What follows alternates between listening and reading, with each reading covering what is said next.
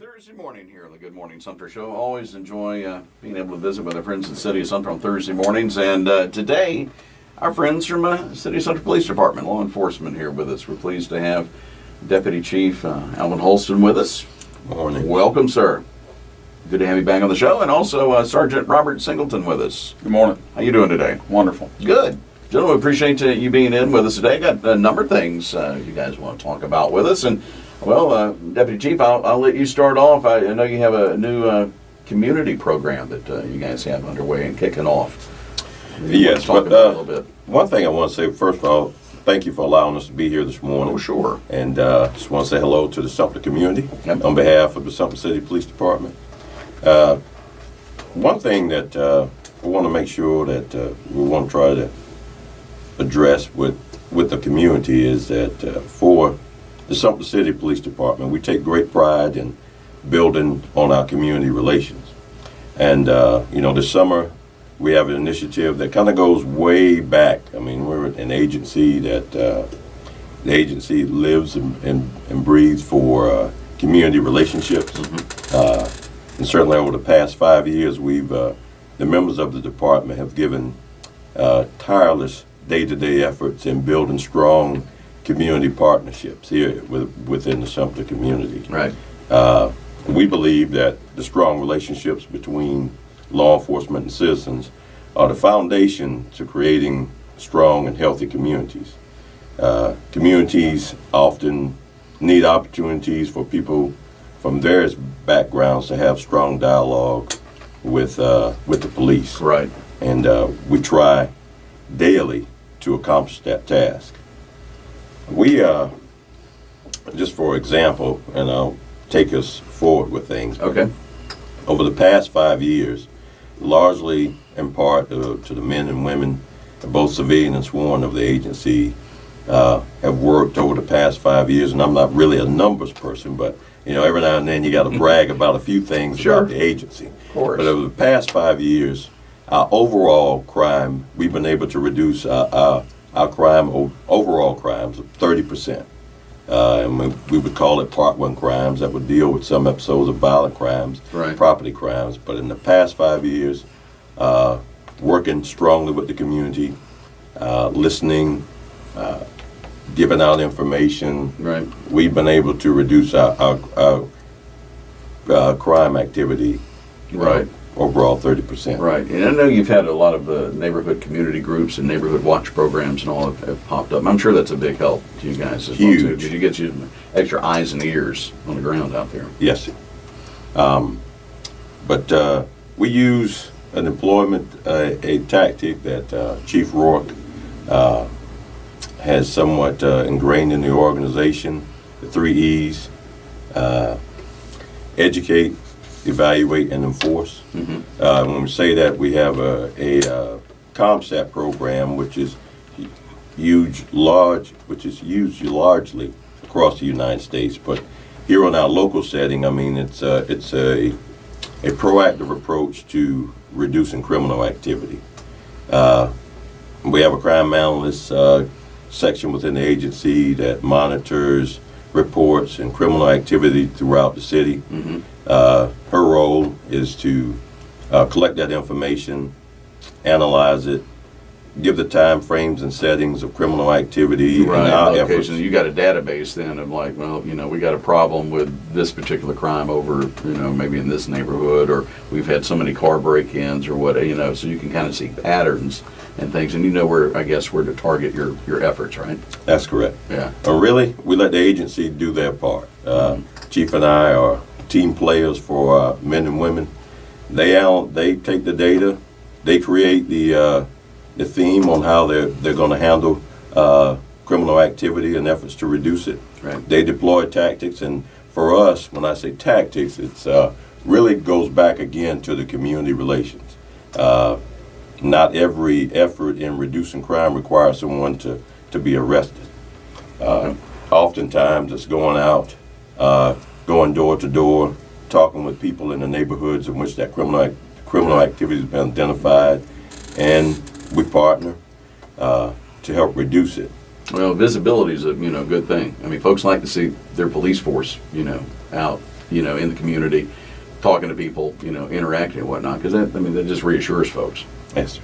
Yeah. And I won't delay with it all. I have with me this morning Sergeant Singleton, who we've kind of tagged with this summer task. The past month or so, we've noticed a slight uptick in criminal activity in one of our areas, and we were discussing it in one of our ComStat meetings, and they've come up with a strategy to help reduce give an effort to see where it goes, and to spend the summer getting to know people again in a particular part of the city.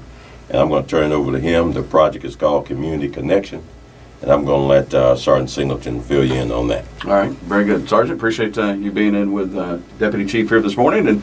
And without any further ado, go ahead and tell us about what you got going on. Well, thanks for having us again. Yeah. Really appreciate the opportunity. And like the Deputy Chief said, we realize at the police department that we can't do it alone, and that it's going to take strong community involvement, and we just want to keep and continue to build on the goodwill that we have with the community and the partnership that we have. So we do that by implementing this new program called Community Connection, and we start off with a day or so of foot patrols.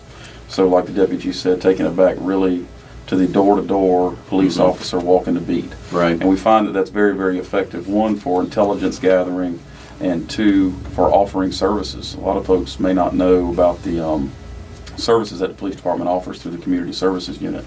So when we identify maybe potential people that may be good candidates for the Checkmate program, which is a program we have for our senior citizens. Yeah, that's a great program. We've talked about that on the show here before. And so, if we identify people like that, we can pass that information along. So the idea behind Community Connection is that we're bringing in 3 disciplines of the police department. We're bringing in the Community Services Unit, the Organized Crime and Vice Control Unit, and we're bringing in the Traffic Division. And we're all coming together to walk these neighborhoods and interact with the community, offer them our services, gather intelligence, and then we follow that up with a little bit of selective enforcement in that area, high presence of police in that area, and working with the community based on the tips that we gathered. Right. We started this last week. We worked on a particular area that was identified through our crime analyst, and we think it was very, very successful for week 1, which was last week. We gathered several tips for our investigative services division to follow up on, as well as the organized crime and vice control unit to follow up on.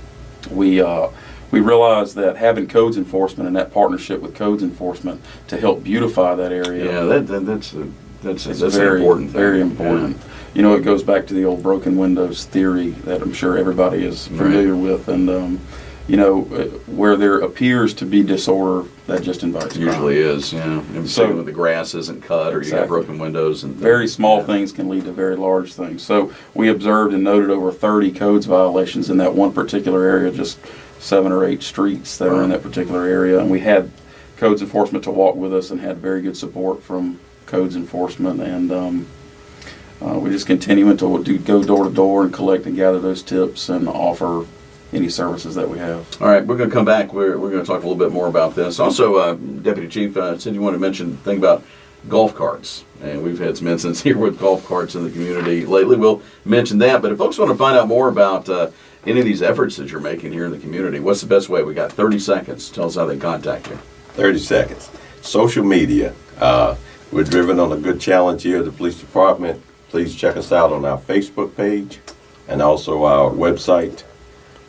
And Twitter, as I've been told, but we're rolling in the new age, so I would just challenge everyone to check us out there. The City of Sumter Police Department with us. We have Deputy Chief Alvin Holston with us today, and also Sergeant Robert Singleton. And we've been talking about some of the community initiatives that you guys have been doing. And Sergeant, we'll pick back up with you real quick. Anything final you want to dovetail on what we were talking about before we went to the break?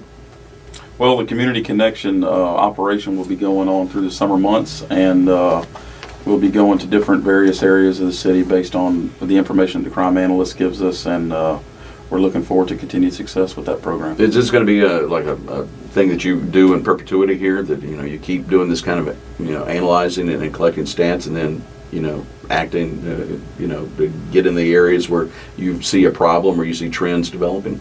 Yes, we'll continue that until it's part of our community initiative. So it's just it'll be a way of life for the Sumter County. All right, well, very good. Again, if folks would like to find out more about this, it's on your website, sumterpd.com, and that number again was what, 436-2700? Yes. Yeah, got it that right. time. That's all right. Hey, we've seen a lot, I guess, on social media and other things about golf carts, and particularly young people driving golf carts here lately. And Sergeant, I think you guys wanted to address a couple things on that real quick. Certainly, and dealing with social media and looking to the citizenry for information on what we need to be focusing on.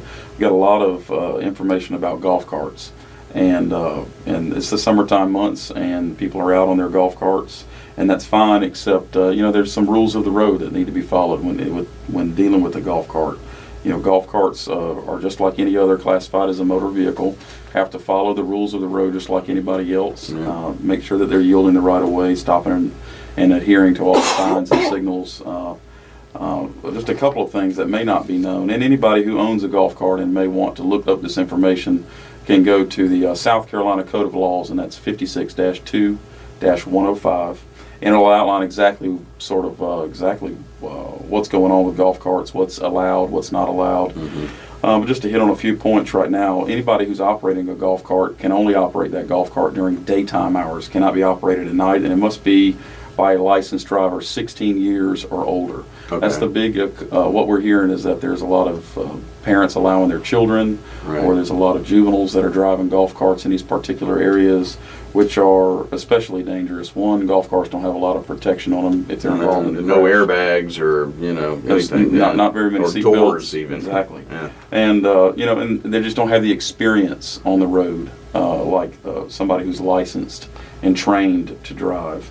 They also have to be registered through the South Carolina Department of Motor Vehicles and be permitted. They also have to carry at least liability insurance on them. And the permit is obtained, like I said, through the DMV, and it's good for 5 years. And you can only operate the golf cart on secondary roadways where the speed is less than 35 miles an hour. And it can only be operated within 4 miles of that registered owner's address. And like I said, daytime hours only. We're getting a lot of information that juveniles, and they're driving them at night. Yeah. So we will be out in full force trying to identify these golf carts and trying to get a handle on this issue that the citizens have brought to our attention, and we're aware of it, and we're working on it. All right, well, very good. And again, your website, I was just looking at it here while you were talking, sumterpd.com. You actually have some information about that regarding golf carts and whatnot.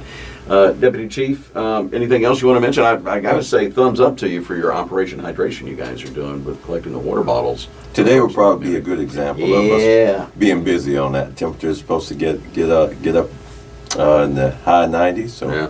we'll be out and about on that. And just one quick thing on that regarding the golf carts. We would like the public to know that although we're out patrolling the entire city, don't assume that the police are aware that the golf carts are actively out and about. So please Right. give us a call. You can call anonymously or give your name, and we'll come out and handle the situation accordingly. All right. But the big piece on that is safety. Sure. And just in closing, Yeah. we got 2 upcoming events that we certainly like the public to be in tune with us with. August 2nd is National Night Out.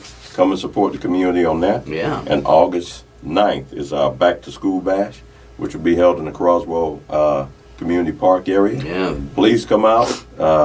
Be our partners as you've been for the past. Oh, we'll be there. Don't worry about that. In fact, I know our friends in the military always come out. Yes. And bring the Humvees and the tanks and everything else, and a lot of other folks for the community to be out. And it's just a great time. And that morning it's going to be starting about 10:30 or so, Tonya, thereabouts. She's sitting over my shoulder here. She's the one that knows everything. That's right. But it's looking for some support from the community as always. Yeah, and it's a good time to get together right before the kids go back to school, but it's also for folks in the community, like I said, folks in law enforcement, fire and rescue, our military friends, and all come out as well. It's a big thing. We got less than a minute left now, Deputy Chief. Folks want to contact you again. What's the best way for them to do it? Facebook, Twitter, 803-436-2700. And in closing, on behalf of the men and women of the Sumter City Police Department, we want everyone to enjoy the summer and make safety a personal priority. Yeah, and particularly be careful with those fireworks and all out there too during the, Yes, that's, the holiday time, because I know guys get kind of busy with that too. So. Yes, be mindful of that, and I'm sure we'll be just a phone call away. All right. Sergeant Robert Singleton, Deputy Chief Alvin Holston with your Sumter Police Department. Again, you can find them online, sumterpd.com, or give them a call, 436-2700.